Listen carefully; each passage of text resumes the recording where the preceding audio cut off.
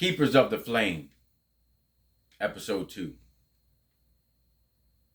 Consider this.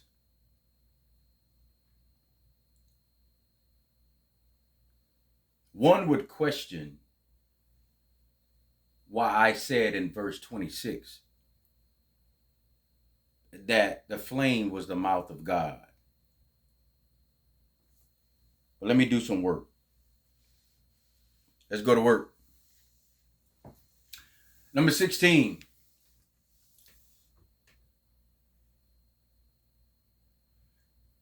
The king never had a need to answer this matter.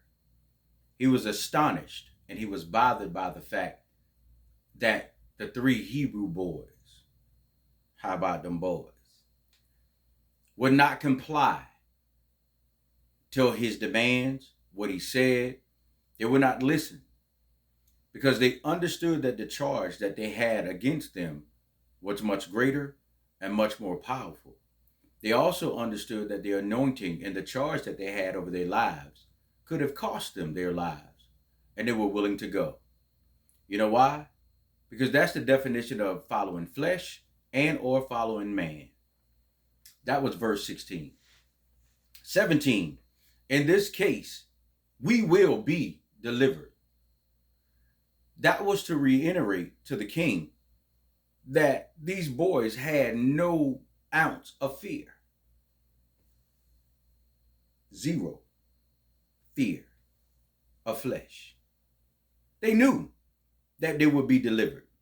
Can you imagine yourself if you had that type of power, anointing, a calling, or discernment, no matter what nobody said to you or what nobody threatened you with, that you knew that you were going to be delivered on one side or the other?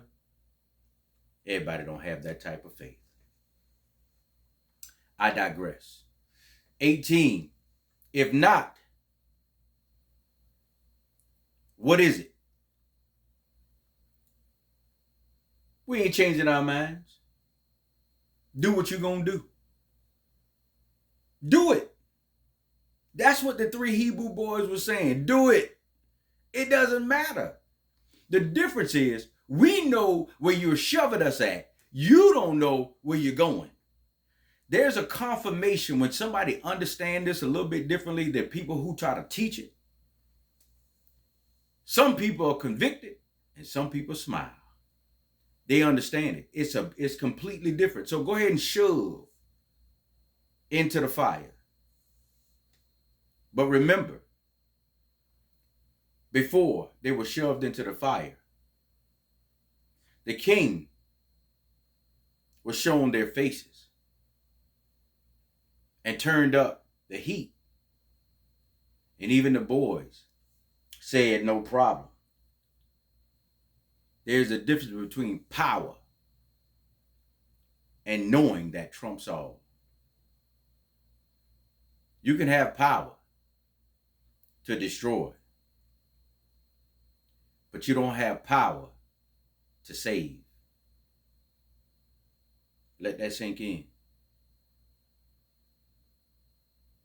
Based on the defiance in verse number 20 of the king, he caused everybody else, remember, not himself. And this is the weakness of man.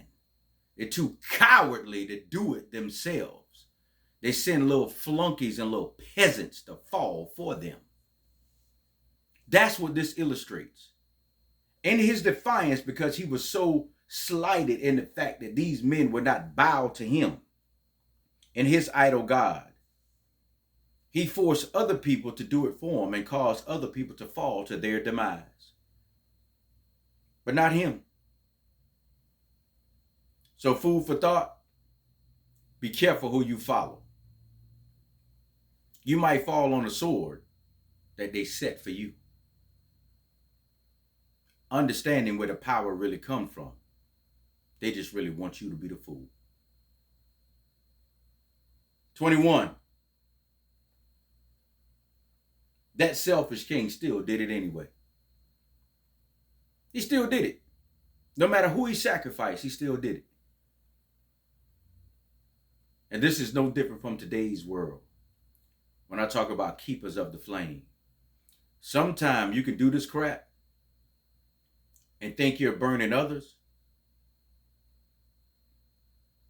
but you'll burn just the same. Following kings greater than who you think you really are can make you, as a true angel, become a falling star. It's not his intent. Never was, never will be. The only sad part to it is that you'll become the instant sacrifice. Yours will be now, but theirs will be later. I'm just a keeper of the flame.